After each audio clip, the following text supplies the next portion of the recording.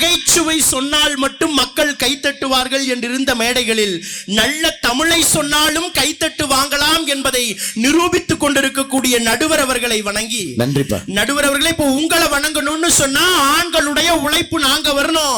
அழகா எங்காலும் பாட்டுல சொன்னா, வயிறு வலிக்க சிரிப்பவர்கள் மனித ஜாதி, பிறர் வயிறறிய சிரிப்பவர்கள் மிருக ஜாதி. வயிறு வலிக்க சிரிப்பவர்கள் மனித ஜாதி, பிறர் வயிறறிய சிரிப்பவர்கள் மிருக ஜாதி. மனிதன் என்ற போர்வையில் மிருகம் வாழும் நாட்டிலே, மனிதன் என்ற போர்வையில் மிருகம் வாழும் நாட்டிலே, நீதி என்றும் நேர்மை என்றும் எழுதி வைப்பார் ஏட்டிலே, எழுதி வைப்பார் ஏட்டிலே. அங்கே சிரிப்பவர்கள் சிரிக்கும் அது ஆணவ சிரிப்பு, இங்கே நீ சிரிக்கும் உன் சிரிப்பு ஆணவ சிரிப்பு.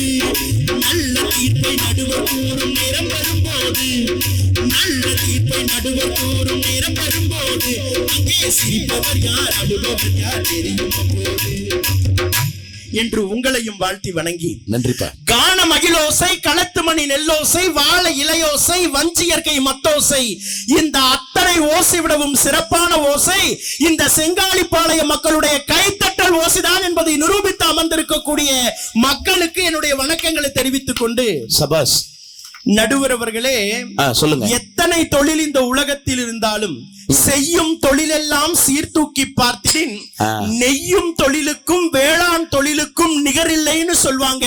அந்த ரெண்டு தொழிலையும் தன் கண்ணென போற்றி வாழக்கூடிய அற்புதமான மக்கள் முன்னாடி வந்து பேசுறோம். அந்த அக்கா வந்து பேசிட்டு போயிருக்கிறாங்க.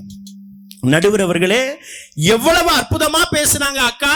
போன வாரம் இதே மாதிரி ஒரு நிகழ்ச்சி நடுவர் அவர்களே, திருவண்ணாமலை மலை அடிவாரத்துல நிகழ்ச்சி. எப்ப பார்த்தாலும் ஆண்களுக்கே பேசுறமே, இந்த மேடையிலாவது பெண்களுக்கு பேசணும்னு சொல்லி திருவண்ணாமலை மலை அடிவாரத்துல நின்று குடும்பங்கள் மகிழ்ச்சியாக இருப்பதற்கு காரணம் பெண்களே பெண்களே பெண்களேன்னு பேசிக்கிட்டே இருந்த பாருங்க. மலை மேல ஒருத்தர் விருட்டு விருட்டு விருட்டு விருட்டுன்னு போனான். சரி, போனவன் அங்க இருந்து திப்பு திப்புன்னு ஓடி வந்து என் முன்னாடி நின்று புத்து புத்து புத்து புத்துன்னு அழுதான். நான் கேட்டேன், எதுக்கு சாமி அழுவுறேன்னு. அவன் சொன்னா, இல்லன்னே நான் மலை மேல தற்கொலை பண்ணிக்கலான்னு போனேன்னு. போற வழியில பெண்கள் தான் குடும்பத்துக்கு உண்மையா இருக்கிறாங்க, அவங்களாலதான் குடும்பம் சந்தோஷமா இருக்குதுன்னு நீங்க பேசுற பேச்சு தற்கொலை பண்ணிக்கணுங்கிற எண்ணத்தையே மாத்திருச்சுன்னா. கைதட்டுங்க மக்களே, மக்களே கைதட்டுங்க. ஒரு பேச்சாளனுடைய பேச்சு கைதட்டலை பெறுவது மட்டுமல்ல, உயிரையும் மீட்டிருக்கிறது அப்படின்னு சொன்னா அதான் பேச்சு. ஒண்ணும் இல்ல. அவன் சொன்னா, நான் பெண்களாலதான் நான் தற்கொலை பண்ணிக்கலான்னே போனேன், ஆனா அப்பேற்பட்ட பெண்களாலதான் குடும்பம் சந்தோஷமா இருக்குதுன்னு பொய் பேசுற நீயே உசுரோட இருக்கும் பொழுது நான் என்னத்துக்கு சாவேன்னு சொல்லுன்னா. நல்லா கேட்டிருக்கையா, நல்ல நாக்க புடிங்கிற மாதிரி கேட்டிருக்கிறா. இதுல வேற வந்து அக்கா பாத்தீங்கன்னா அப்படியே லபக்கு லபக்கு லபக்கு லபக்குன்னு பேசுறாங்க. ஏன் நடுவர் அவர்களே, இங்கேயே இந்த அக்கா இந்த ஆட்டம் போடுதே, வீட்டுல என்ன ஆட்டம் போடு நான் கேக்குறேன். அத சொல்லுப்பா. எங்க ஒரு நாள் அப்படிதான் கோயம்புத்தூருக்கு பேசுறதுக்கு போயிருந்தா, வராத பையன் வந்திருக்கிறியா சாமி, வீட்டுக்கு வா சாமி, இந்த சோஃபால உட்காரு, நான் உள்ள போய் ரெடி ஆகி வந்துடுறேன்னு சொல்லிச்சு. அக்கா உள்ள போய் ரெடி ஆகிறதுக்குள்ள மாமா ஒரு தட்டுல தண்ணி எடுத்துக்கிட்டு வந்து, தம்பி நல்ல தம்பியா இருக்கிறியா தம்பி, இந்தாப்பா தண்ணி எடுத்துக்கேன்னு கொடுத்தாரு பாருங்க. அவர் கழுத்துல அப்படியே ஒரு 4 பவுண்ட்ல ஒரு டாலர் லபக்கு அப்படியே குதிச்சு. சத்யாக்கா வீட்டுக்கார் கழுத்துல 4 பவுண்ட்ல ஒரு வட்ட 4 பவுண்ட்ல ஒரு டாலர் நடுவர் அவர்களே அப்படியே எகிரி குதிச்ச உடனே அதை பார்த்தா அதுல அக்காவுடைய போட்டோ போட்டிருந்தது. நான் மாமா கிட்ட கேட்டேன், ஏன் மாமா அக்காவுடைய போட்டோவை டாலர்ல போட்டு சுத்துறீங்களே, அக்கா மேல உங்களுக்கு அவ்வளவு காதலா அவ்வளவு பாசமான்னு கேட்டதுக்கு அவர் சொன்னாரு, இல்லடா தம்பி, காதலும் கிடையாது பாசமும் கிடையாது. என்னைக்கு உங்க அக்கா போட்டோவை டாலர்ல போட்டோன்னா அன்னையில இருந்து பேயி பிசாசு பில்லி சூனியம் எதுவும் என்ன அன்றது இல்லைன்னாரு. தம்பி நீங்க அப்படி கேட்டீங்க. அந்த மனுஷன் எப்ப கோயம்புத்தூர் போனாலும் அந்த காந்திபுரம் பஸ் ஸ்டாண்டுக்கு அவர் வச்சிருக்கிற ஹீரோ ஹோண்டா சூப்பர் ஸ்பிளெண்டர்ல தான் என்ன கொண்டு விடுவார். அன்னைக்கு பாக்குறேன், இந்த வண்டி எத்தனை கிலோமீட்டர் வேகத்துல ஓடுதுன்னு காட்டுறக்கு ஒரு ஸ்பீடா மீட்டர்னு ஒண்ணு இருக்குமே, அதுல மாகாளியம்மா மாரியம்மா படம் தானே நம்ம ஒட்டி வைப்போம். அந்த மனுஷன் இந்த அம்மா மைக்க பிடிச்சி பேசுற மாதிரி படத்தை ஒட்டி வச்சிருக்காரு. நான் கேட்டேன், இது என்ன மாமா அப்படின்னு. கல்யாணம் ஆகி எவ்வளவு நாள் ஆச்சுன்னார். 3 வருஷம். இன்னும் கொஞ்ச நாள் ஆகும்னார். சொல்லுங்க மாமா. சொன்னா கேளு, வேண்டாம் மாமா சொல்லுங்க. சொன்னிட்டு ஒரு சொன்னாரு, அடிச்சு கூட கேட்பாங்கடா, வெளியில சொல்லிடாதேன்னு சொல்லிட்டு சொன்னாரு. இத பார்த்துட்டு உதச்சாதான் தம்பி வண்டி உடனே ஸ்டார்ட் ஆகுதுன்னாரு. அவ்வளவு திருமுகம். நடுவர் அவர்களே, எப்பயுமே அக்கா அப்படிதான். இதுல வேற வந்து இங்க குடும்பங்கள் எல்லாம் வந்து பெண்கள் எல்லாம் பெண்களுடைய பொறுப்பு தான் நிக்க வச்சுட்டாங்க. பெண்களின் பொறுப்பாலதான் ஒரு குடும்ப மகிழ்ச்சி, ஒரு நாடு வளர்ச்சிங்கிறாங்க. ஒரு பருப்பும் கிடையாதுங்க. ரெண்டு வந்து உட்கார்ந்து இருக்குது பாருங்க நடுவர் அவர்களே. செங்காலிப்பாளையத்து இளைஞர்கள், நீங்க எப்பேற்பட்ட இளைஞர்கள் நினைக்கிறீங்க? 5-10 எங்க செங்காலிப்பாளைய இளைஞர்கள்னாலே கெத்துன்னு வந்து உட்கார்ந்து முன்னாடி வந்து பேசிட்டு கிடக்கு. எங்க இந்த ஊர் மக்கள் எல்லாம் எப்படிப்பட்டவங்க? உப்பில்லாத சாப்பாடு எப்படி இனிக்காதோ அப்படி நட்பில்லாத வாழ்க்கை இனிக்காதுன்னு சொல்லக்கூடிய அற்புதமான மக்கள். நல்லா கைதட்டுங்க, என்ன அழகான வார்த்தை. வந்து உண்ணா எடுத்ததுல இருந்து அங்க இருந்து ஆரம்பிச்சு இங்க வரைக்கும் கட கட கடன்னு பேசி போய் உட்கார்ந்து இருக்காங்க. தம்பி, அதுவே அவங்க வீட்டுக்காரர் அந்த ஃப்ரிட்ஜ்ல பண்ண வேலை. இதுல வேற டபுள் டோல் ஃப்ரிட்ஜ். எங்க வீட்டுல அந்த மாதிரி பிரச்சனையே இல்ல கோபி. உண்மையிலுமே இந்த வெய்ய காலம் ஆரம்பிச்சிருச்சு பாருங்க. டே அப்ப ஈரோடு மாவட்டம் தான் உலகத்திலேயே, ஏன் தமிழ்நாட்டிலேயே பாத்தீங்கன்னா முதல்ல 100 டிகிரி தொட்டது எங்க மாவட்டம் தான், ஈரோடு மாவட்டம் தான். உண்மையிலுமே தண்ணி எடுக்க குடிக்கலாம்னு ஃப்ரிட்ஜ திறக்கிறேன், உள்ள 3 நைட்டிய மடிச்சு வச்சிருக்காயா. ஏண்டி இதை வச்சிருக்கேங்கிறேன். வெய்ய காலம் ஆரம்பிச்சிரு, குழு குழுன்னு இருக்கும்ல, அதனாலதான் நைட்டிய வச்சிருக்கேன்னா. நான் யாரு? 32,000 ரூபாய் போட்டு ட்ரிபிள் டோர் ஃப்ரிட்ஜ் வாங்கினேன்ல, என்ன இஎம்ஐ கட்டினவன் என்ன இழிச்ச வாங்கினா? நான் 4 டவுசர் எடுத்து உள்ள வச்சுட்டு வந்துட்டேன். ஆனா என் பையன் படு சுட்டி தமிழ் மகன், அவன் என்ன பண்ணான் தெரியுமா? என் பேரை எழுதி ஃப்ரிட்ஜ்ல வச்சிருக்கான். ஏன்டா? நீ தானப்பா அப்பா பேரு கெடாம பாத்துக்கன்னு சொன்னேன், அதனாலதான். எப்படிப்பட்ட குடும்பத்துக்கு நடுவுல நான் வாக்கப்பட்டு திரியறேன்னு பாரு. நடுவர் அவர்களே, நான் ஒரு 3 பேரை தீவிரமா தேடிக்கிட்டு இருக்கிறேன். யாருப்பா அது? ஒருத்தன் ஃப்ரிட்ஜ கண்டுபிடிச்சவன். என்னைக்கு ஃப்ரிட்ஜ் வந்துச்சோ அன்னைக்கே ராப்பிச்சக்காரன் எல்லாம் அவுட்டு. 2வது டிவிய கண்டுபிடிச்சவன்.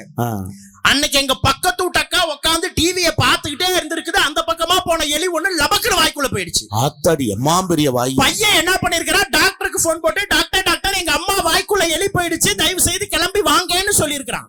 டாக்டர் சொன்னாரு, தம்பி நான் கிளம்பி வந்துகிட்டே இருக்கேன்டா சாமி, நீ ஒரு தேங்காய் துண்டு எடுத்து நூலை கட்டி உங்க அம்மா வாய் முன்னாடி ஆட்டிக்கிட்டே இருடா தங்கம், நான் கிளம்பி வந்துடுறேன்னு சொல்லியிருக்கிறேன். எதுக்குப்பா வாய்க்கு முன்னாடி அப்படி கட்டி ஆட்ட சொன்னாரு? தேங்காய் ஆட்டினா தான் உள்ள போன எலி லபக்குன்னு மறுபடியும் வெளியில வரும். தேங்காய் துண்டுக்கு. டாக்டர் அங்க இருந்து கிளம்பி வந்து பாக்குறாரு, பையன் ஒரு கையில தேங்காய் துண்டாட்டுறான், இன்னொரு கையில கருவாடாட்டுறான். அவர் தேங்காய் துண்டத்தானப்பா வைக்க சொன்னாரு. நடுவர் அவர்களே, தேங்காய் துண்டத்தான் வைக்க சொன்னாரு. அப்ப வந்து பாத்தீங்க அப்படின்னா இந்த பாக்கியலட்சுமின்னு ஒரு நாடகம் ஓடிக்கிட்டு. அந்த பாக்கியலட்சுமி நாடகத்துல வர பாக்கியாவுக்கு என்ன கலர் புடவை கட்டி இருக்கிறான்னு அந்த அம்மா வாயை பொளந்து பாத்துக்கிட்டே இருந்திருக்குது. அப்ப எலி லபக்குன்னு உள்ள போயிடுச்சு. அப்பவே வாய மூடுமான்னு பையன் சொல்லி இருக்கிறான். அந்த அம்மா அப்பதான் பாக்கியலட்சுமியோட மாமியா கட்டி இருக்கிற புடவையும் நல்லா இருக்குது போல இருக்குதுன்னு வாய அகலமா திறந்திருக்குது பாருங்க. எலிய பிடிக்கிறது ஒரு பூனை உள்ள போயிருக்குது.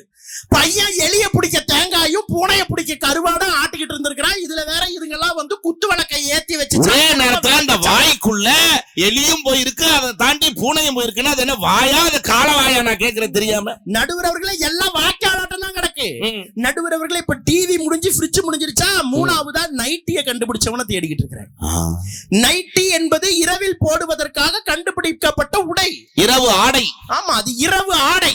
ஆனா அது பகல் டீ, மத்தியான டீ, ராத்திரி டீ, டிட்டிடியாய் தெருவுல ஓடிக்கிட்டு இருக்கு. ஆமா. அன்னைக்கு எங்க பக்கத்து வீட்டு கிழவிக்கு 80 வயசு. நடுவர் அவர்களே, 80. அந்த 80 ஒரு நைட்டியை போட்டுக்கிட்டு கிச்சன்ல உட்காந்து கத்திரிக்காயை வெடுக்கு கட்டிக்கிட்டு கட் பண்ணிக்கிட்டே இருந்துச்சு.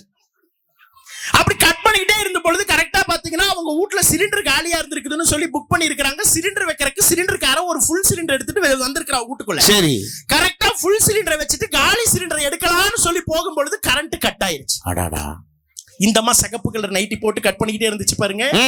இதுதான் காலி சிலிண்டரா இருக்கும்னு சொல்லி வண்டியில ஏத்தி உட்கார வச்சு கூட்டிட்டு போயிட்டான். ஐயோ, கரண்ட் வந்ததுக்கு பிறகு கிளவிய காணமேனு வீட்டுல இருக்கிறதுங்க எல்லாம் தேடி கண்டுபிடிச்சு அந்த கிளவிய போய் தேடி அங்க சிலிண்டர் குடோனுக்கு போய் கேட்டு, ஐயா அவன் தான் உன்னை சிலிண்டர்னு நினைச்சு வண்டியில ஏத்துனானே, மகராசி நீயாவது வாய திறந்து கத்தக்கூடாதான்னு அதுக்கு அந்த கிளவி சொன்னுச்சு. கத்தலாம் தான் சாமி, வாய திறந்தேன், வெள்ளை கலர்ல ஒரு மூடி எடுத்து வாயில வச்சு லபக்குன்னு அடைச்சிட்டான் சாமின்னு கிளவி. இது பரவாயில்ல நடுவர் அவர்கள், 90 வயசுல ஒரு கிளவி இருக்குது, அது வெள்ளை புடவை தான் கட்டும். நாட்டுல பாருங்க, கிளவியே இந்த லட்சணத்துல இருந்தா குமரி இருப்பா. நக்கா கேக்குது, நீ ஏப்பா கிளவிகளா பாக்குறேன்னு? பட்டிமன்றத்துல தினமும் 2 கிளவிகளோட தானே சுத்துற, அப்புறம் கிளவி தானே பார்த்தாக முடியும். அந்த 90 வயசு கிளவி வெள்ளை கலர் புடவை மாதிரி வெள்ளை கலர் நைட்டி தான் வாங்கணும்னு சொல்லி வெள்ளை கலர் நைட்டி வாங்கிட்டு இதே மாதிரி நான் பட்டிமன்றம் முடிச்சுட்டு ஒரு 2 மணிக்கு எங்க வீட்டுக்கு போய் டொக்கு டொக்குன்னு கதவை தட்டுறேன். அந்த கிளவி அவங்க வீட்டு வாசல்ல இருந்து வெளியில வந்து அடிச்சு பாருங்க. நான் பேய் தான் வந்துருச்சுன்னு நினைச்சு அன்னைக்கு ஆரம்பிச்சு இன்னைக்குதான் மந்திரிச்சு தாயத்தெல்லாம் கட்டிக்கிட்டு இந்த மேடைக்கு வந்திருக்கிறேன். எங்க என்ன பேசுறாங்க இவங்க எல்லாம்? எங்க ஒரு பண்பாடு இருக்குதா நடுவர் அவர்கள்? அழகா எங்காலு பாட்டுல சொன்னா செந்தமிழ்நாட்டு தமிழ். எங்க இப்ப இந்த ஊர்ல அற்புதமா பாட்டுல இடையில அழகான ஒரு வரி வரும் கோபி. தக்க குங்குமம் மணக்கும் நாட்டில் ஸ்டிக்கர் போட்டு உனக்கு எதுக்கு, காஞ்சிபுரங்கள் ஜொலிக்கிற நாட்டில் காற்று வாங்கும் உடை எதுக்கு. சத்தியமா தம்பி அதைத்தான் சொன்னா. இந்த மஞ்சள் முகமும் அதில் வைக்கக்கூடிய சாந்து பொட்டும் தான் நம்ம வீட்டில் இருக்கிற பெண்கள் அந்த மாரித்தாய்க்கு சமமா கையெடுத்து கும்பிட வைக்கும்னா அதுதான் ஒரு பெண்ணினுடைய இயற்கை அழகு. அருமைப்பா சொல்லுங்க. ஆனா இன்னைக்கு அந்த இயற்கை அழகு இருக்குதா நான் கேக்குறேன். ஒரு காலத்துல பெண்களுடைய உடம்பெல்லாம் 8 மாதிரி இருக்கும். அப்படியே குழந்தைய எடுத்து இடுப்புல உட்கார வச்சா காலையில உட்கார வச்சா ராத்திரி வரைக்கும் அவன் அப்படியே இருப்பான். ஆனா இன்னைக்கு எல்லாம் 11 மாதிரி இருக்குது. காலையில உட்கார வச்சா சொங்கி இறங்கி கீழே போய். இவ்வளவு ஏப்பா ட்ரிம்மா வருது, இப்ப ட்ரம் மாதிரி நிக்குதுங்கிற. எந்த பெண்ணுக்காவது தாலாட்டு பாட்டு பாட தெரியுதா நடுவர்? அத கேளு. நல்லா ஏதாவது ஒரு பெண்ணுக்காவது தாலாட்டு பாட்டு பாட போற டாக்டர் கனிமொழி வகுப்பெடுக்கிறது முக்கியம் இல்ல, பெத்த பிள்ளைக்கு தாலாட்டு பாடுறியா? ஆனா இந்த அம்மாவை சாதாரணமா நினைக்காதீங்க கோபி. பெத்த புள்ள ஒரு புள்ளைய விட இந்த அம்மா சொல்லி வகுப்பெடுத்திருக்கு. 1.5 மணி நேரம் கிளாஸ் முடிச்சோடனே எல்லா பிள்ளைகளும் சொல்லியிருக்காங்க, எங்க அம்மாவை விட நீங்க ரொம்ப மேலானவங்க மேடம். உங்க அம்மாவை விட நான் எந்த விதத்துல மேலானவோ? எங்க அம்மா என்ன மட்டும்தான் ஒரே நேரத்துல தாளாட்டி தூங்க வைப்பா. நீ 1.25 மணி நேரம் கிளாஸ் எடுத்து 32 பேர் குப்புரடிச்சு படுத்திருக்கிறான். இதை விட யாரு தாளாட்ட முடியும்? அதத்தான் சொன்னேன். எல்லாம் வகுப்பு எடுக்கிறங்கிற பேர்ல உயிர் எடுக்கிற கோஷ்டி. அத சொல்லு.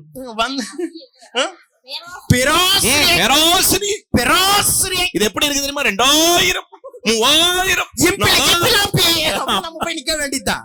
ஏங்க ஒரு குடும்பத்திலயாவது இன்னைக்கு குடும்பம் இப்படி இருக்குதுன்னா, ஏங்க இன்னைக்கு இந்த ஊர்ல ஒரு அற்புதமான ஒரு பட்டிமன்றத்தை ஏற்பாடு பண்ணி இத்தனை ஊர் மக்கள் இங்க வந்து உட்கார்ந்து நம்ம பேச்சை ஏன் கேக்குறாங்க? சேலத்துல இருந்து செவத்த தம்பி ஒருத்தர் வருவா, அப்படி கருத்தா பேசுவா. அப்படி அவர் கருத்தா பேசுறத டைரியில எழுதி வச்சு அந்த கனத்த தம்பி கருத்தா பேசுது அப்படி சரி வச்சுக்கோங்க. அப்படிதான் அந்த தம்பி அழகா பேசுவா. அப்படி நாளையில இருந்து அதை நம்ம வாழ்க்கையில கடைபிடிக்கலாம்னு இவ்வளவு பெரிய நிகழ்ச்சியை ஏற்பாடு பண்ணிருக்காங்க. அதெல்லாம் ஒண்ணும் கிடையாது. வீட்டுல பொண்டாட்டிங்க தொல்லைக்கு இவன் தொல்லை எவ்வளவோ பரவாயில்ல தான் பட்டிமன்றமே ஏற்பாடு பண்ணி வச்சிருக்காங்க. பாருங்க அண்ணெல்லாம் எவ்வளவு அற்புதமா தட்டுறாரு. அவ்வளவு நல்லா தட்டுறாரு. பொண்டாட்டி பக்கத்துல இல்ல, அதனால சந்தோஷமா தட்டுறாரு. அது அந்த பாருங்க வந்ததுல இருந்து பாருங்க அவர் தலையவே தான் நானும் பாத்துக்கிட்டு. சொட்ட தலை போட்டு உட்கார்ந்து இருக்கிறாரு நடுவர் அவர்களே. நீங்க ஆண்களுக்கு மட்டும் ஏன் சொட்ட தலை வருது? நீங்க ஆண்களுக்கு மட்டும் சொட்ட விழுது. ஆண்களுக்கு மட்டும் ஏன் தெரியுமா சொட்ட விழுது? கல்யாணத்தன்னைக்கு பொண்ணோட அப்பா மாப்பிள்ளை கிட்ட வந்து சொல்லுவாரு, தம்பி இத்தனை நாள் என் வயித்துல நெருப்ப கட்டி வச்சிருந்த சாமி, மகராச நீ வந்து உன் தலையில இறக்கி வச்சுட்டேன் தம்பி அப்படிம்பாரு. அன்னைக்கு பொசுங்கின முடிதான் இன்னைக்கு வரைக்கும் 4 முடி கூட நட்டுக்கிட்டு பார்க்க மாட்டேங்குது. பாருங்க அண்ணன் எப்படி இருக்கிறாரு. பொசிங்கிடுச்சு அத்தனையும். இதுல மாப்பிள்ளை அறையில நடுவர் அவர்களே நீங்க டும் டக்க மாட்டிக்கிட்ட பாருங்க. அந்த மாப்பிள்ளை அறையில ஓடுற ஃபேனு கூட சிக்னல் கொடுக்குது. மாப்பிள்ளை அறையில ஆமா அந்த மாப்பிள்ளைக்குன்னு ஒரு ரூம் கொடுத்துருப்பாங்க, மணமகன் அறைன்னு பேரு. அந்த மணமகன் அறையில ஓடுற ஃபேனு கிறுக்கா கிறுக்கா கிறுக்கா கிறுக்காங்குது. அந்த கல்யாண மண்டபத்து வாசல்ல பொண்ணு மாப்பிள்ளையும் வழி அனுப்பும் பொழுது பொண்ணு அழுதுகிட்டே இருந்திருக்குது.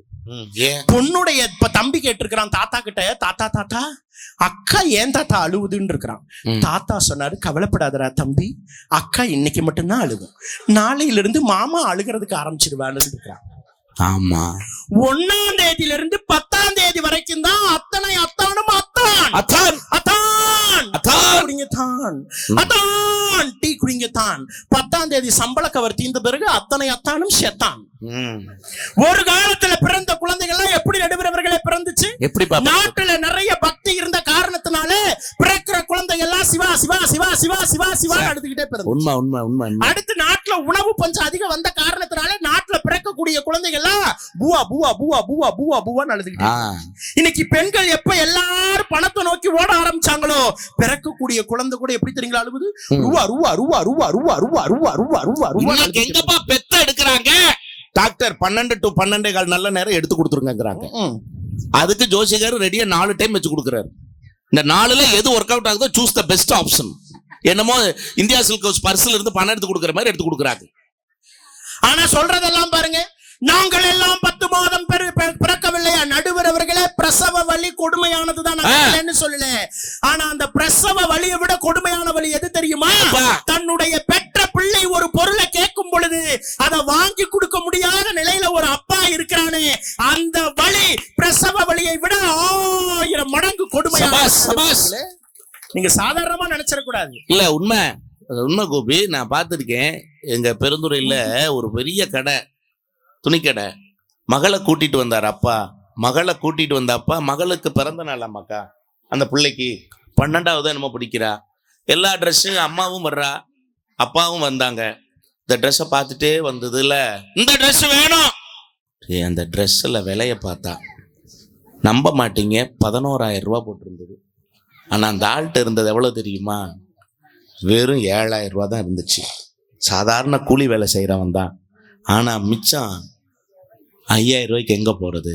அந்த ஆள் பண்ண வேலை நேராக நீ பார்த்துட்டே இரு சாமின்ட்டு அந்த கடைக்காரன்ட்ட போய், ஐயா 7,000 ரூபா தான் இருக்குது, 5,000 ரூபா இல்லை, தயவு செய்து இந்த துணியை கொடுங்க, என் பிள்ளைக்கு பிறந்த நாள் அப்படின்னு கொஞ்சம் கூட யோசிக்காம அந்த கடைக்காரனின் காலில் விழுந்து என் பிள்ளைக்காக அந்த துணியை கொடுங்கன்னு கேட்டான் ஒரு தகப்பன். ஏன்னா வாழ்க்கையில் தன்னுடைய மகிழ்ச்சியை விட தன் மகளுடைய மகிழ்ச்சி தான் தனக்கு மகிழ்ச்சி என வாழுகிற தந்தைகளுக்காக ஒரு நல்ல கைதட்டல் கொடுங்க. கையில வாங்கி தரக்கு காசு இல்லாத போது ஒரு வலி வலிக்கும் பாரு, அதுதான் பிரசவ வலியை விட பெருசுன்னு பாருங்க. அட்டகாசம். இங்கே ஒரு திருவிழான்னு இப்படி வரும் பொழுது, ஒரு திருவிழாவுக்கு அப்பாவும் குழந்தையும் அம்மாவும் வரும் பொழுது சாமி கோயிலுக்கு போய் சாமி கும்பிடுவாங்க. அம்மா என்ன பண்ணுவா, இடுப்புல தூக்கி வச்சு அங்க பாரு சாமி தெரியுது, அங்க பாரு சாமி தெரியுதுன்னு சொல்றது அம்மாவினுடைய வழக்கம். ஆனா அப்பா என்ன தெரியுமா பண்ணுவாரு, தனக்கு சாமி தெரியலனாலும் பரவாயில்ல, தாம் பிள்ளைக்கு தெரியட்டும்னு சொல்லி தோள் மேல தூக்கி வச்சு அங்க பாரா தம்பி சாமி தெரியுது, அங்க பாரா தம்பி சாமி தெரியுதுன்னு சொல்லுவாரு. சின்ன பையனா இருக்கும் பொழுது அப்ப பையனுக்கு தெரியல. வளர்ந்த பிறகு அந்த பையன் சொன்னா, அப்பா சின்ன வயசுல கோயிலுக்கு கூட்டிட்டு போய் சாமி தெரியாதப்ப தோல்ல தூக்கி வச்சு அங்க பாரா சாமி, அங்க பாரா சாமின்னு நீ சொல்லும் பொழுதெல்லாம் எனக்கு தெரியல, ஒரு சாமி மேல உட்கார்ந்துதான் நான் இன்னொரு சாமியை பார்த்துக்கிட்டு இருந்தேன்னு சொல்லி அப்பாவினுடைய அன்பை சொல்கிறான் என்று சொன்னால் அங்கே இருக்குதுங்க அப்பாவினுடைய உழைப்பு. அழகா எங்கால அந்த பாட்டுல சொன்னா, சிலுவைகளை நீ சுமந்து மாலைகள் எமக்கு எவ்வளவு ஒரு அற்புதமான அன்பு தெரியுமா நடுவர்கள்? அப்பாவினுடைய அன்பு. ஒரு ஆணுடைய குழந்தைய நீங்க நல்லா வளர்த்தீங்கன்னா அந்த குழந்தையினுடைய வளர்ப்பு எப்படி தெரியுமா இருக்கும்? ஒரு பையன் லட்சமா நல்லா படிச்சு வெளிநாட்டுக்கு வேலைக்கு போயிட்டான். வெளிநாட்டுக்கு வேலைக்கு போனவன் முதல்ல 2 லட்சம் ரூபாய் 3 லட்சம் ரூபாய் சம்பளம் வாங்கிட்டு அதை எப்படியாவது தன்னுடைய அப்பா கிட்ட கொடுக்கணும்னு சொல்லி அங்கிருந்து கிளம்பி நம்மளுடைய நாட்டுக்கு வந்தான். சரி, வந்தவன் நேரா தன்னுடைய வீட்டுக்கு போய் அம்மா கிட்ட காசை கொடுத்து, அம்மா என்னுடைய முதல் சம்பளம் கொண்டு போய் எங்க அப்பா கிட்ட கொடுத்துருமான்னு சொன்னதும் அம்மாவுக்கு கோபம் வந்தது.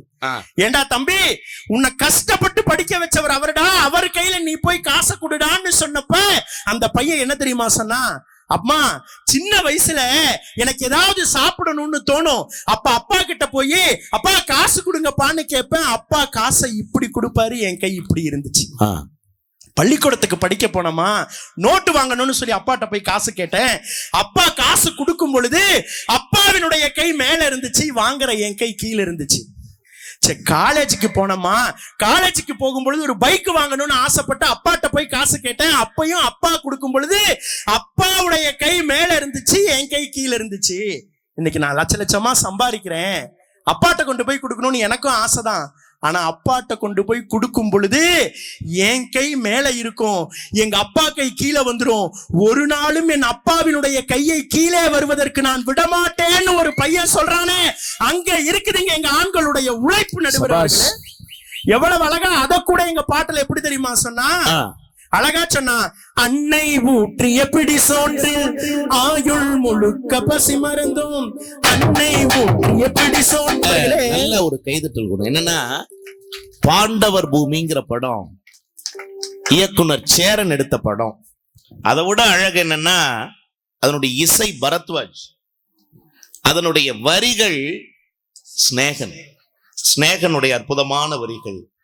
அதுல ஒரே ஒரு வரி வருங்க அந்த பாட்டுல, சேகரித்து வைப்பதற்கு தேவை என்று எதுவும் இல்லை இறைவன். சார், தனக்கென வச்சுக்கிறவன் சாமியை தேடி போவான், ஆனா தனக்குன்னு எதுவும் இல்லாம எல்லாத்துக்கும் கொடுக்கிறவனை தேடி சாமியே வரும்னு சொன்னா எப்படிப்பட்ட விஷயங்கள் இருக்கு நம்மளை சுத்தி. சொல்லுங்க. ஆண்களுடைய உழைப்புங்கிறது வந்து மாறிட்டே இருக்கு, ஷார்ப் அதிகமாகுது. தயவு செய்து ஒரே மாதிரி வைங்க. நடுவர் அவர்களே, ஆண்களுடைய உழைப்புங்கிறது இந்த தியாகத்துல மட்டும் கிடையாது. நீங்க நல்லா பாருங்க, காதலில் கூட ஆண்களுடைய உழைப்புங்கிறது அசாத்தியமா இருக்கும். காதல்ல ஆண்கள் தான் உயர்ந்தவர்கள். ஆண்கள் தான் நடுவர் அவர்களே, காட்டிலும் ஆண்கள் தான் உயர்ந்தவர்கள். எப்படி சொல்றீங்க? ஒண்ணும் கிடையாது. நீங்க பெண்கள் எல்லாத்தையும் பாருங்க, நல்லா ஏமாத்துவாங்க. எங்க ஒண்ணும் இல்ல, நீங்க ஒரு காலத்துல எல்லாம் யாருக்காவது பெண்களுக்கு கல்யாணம் பண்ணணும்னு சொன்னா நகை நட்டு சிறுசனத்தை பாத்திரம் பண்ணோம் துணிமணி அத்தனையும் வாங்கி கொடுத்து கல்யாணம் பண்ணுவாங்க. ஆனா இன்னைக்கு நீங்க யாருக்காவது கல்யாணம் பண்ணணும்னு சொன்னா நகை நட்டு சிறுசனத்தை பாத்திரம் பண்ணோம் துணிமணி நீ எதுவும் வேணாம், 1000 ரூபாய் போட்டு ஒரு செல்போன் வாங்கி கொடுங்க, அதுங்களே கல்யாணம் பண்ணிட்டு ஓடி போயிருது. பாருங்க, பையன் எல்லாம் கை தட்டுறான். பையனை பொறுத்தவரைக்கும் எப்படி தெரியுங்களா? நான் உண்மையா சொல்றேன், இங்க நம்முடைய இனத்தில் பதிவு செய்ய வேண்டிய முக்கியமான ஒன்று. நீங்க, நான் சத்தியமிட்டு சொல்லுகிறேன், ஒரு பெண் எப்பொழுது வேறு இனத்தை சமூகத்தை சார்ந்த ஒரு ஆடவனை நம்புகிறாள் தெரியுங்களா? பெண் பிள்ளைகள் தயவு செய்து கேட்டுக்குங்க. அவன் சொல்லுகிற ஆறுதலான வார்த்தைகளில் மயங்கி போய் விடுகிறார்கள். ஒண்ணு சொல்லட்டுங்களா, 10 நாள்ல பழகனவன் கொடுக்கக்கூடிய ஆறுதலை விட பெத்து சுமந்து வளர்த்தவர்கள் தருகிற ஆறுதல் சாகிற வரை மாறாது என்பதை மறந்து விடாதீர்கள். இந்த விழிப்புணர்வுக்கு தான் சொல்றதே நடுவர் அவர்களே. என்ன தம்பி சொன்னது உண்மையான உண்மை. ஒரு செல்போன்ல எல்லாமே முடிஞ்சிருதே.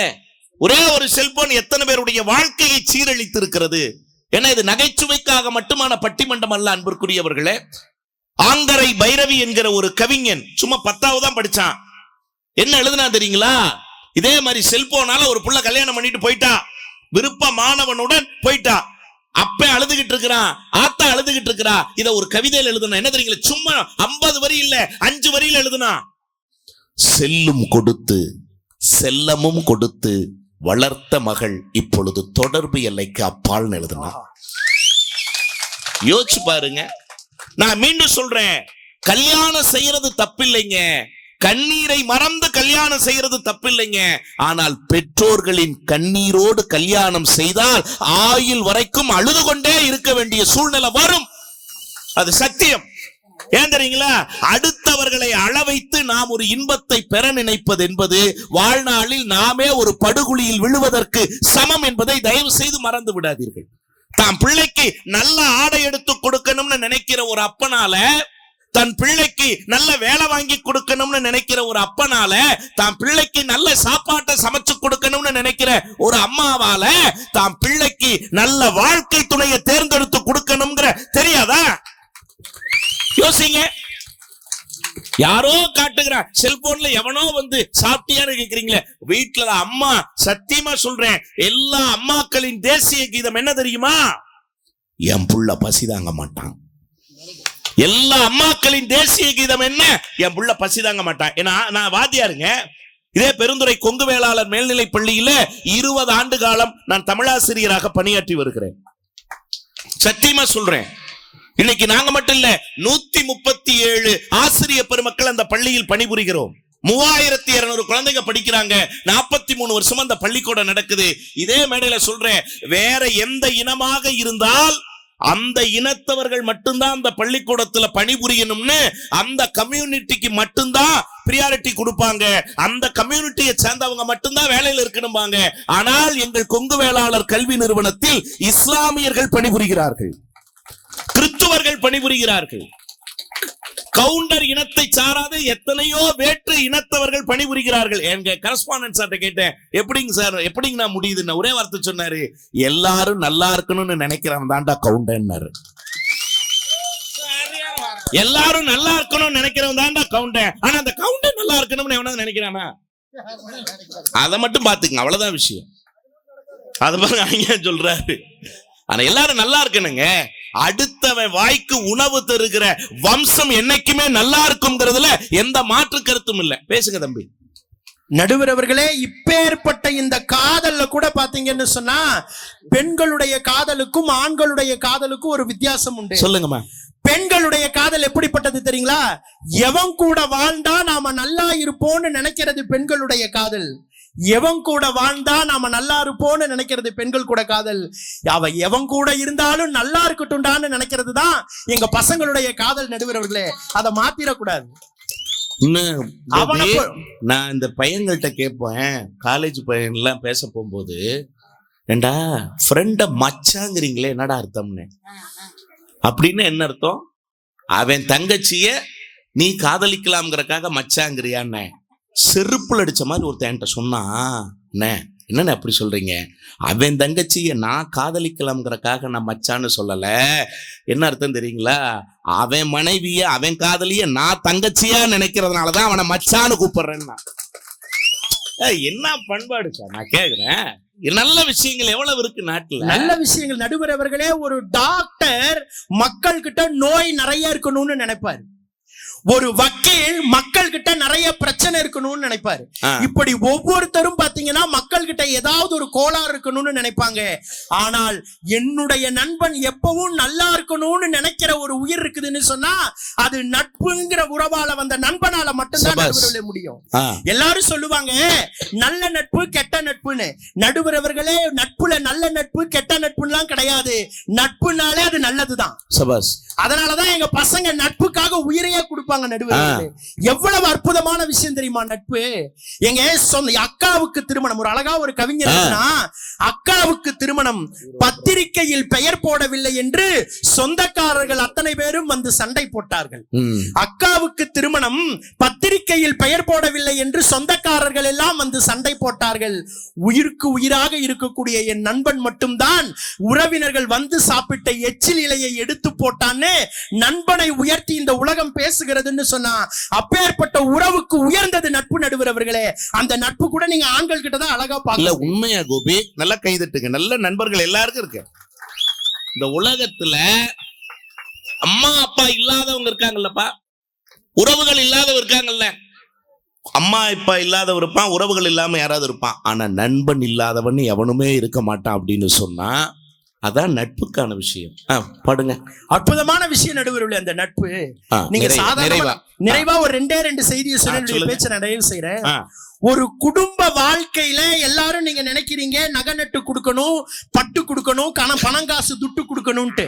அழகா ஒரு கவிஞர் சொன்னாரு, கணவன் மனைவி உறவு எப்ப தெரியுமா இனிக்கும்?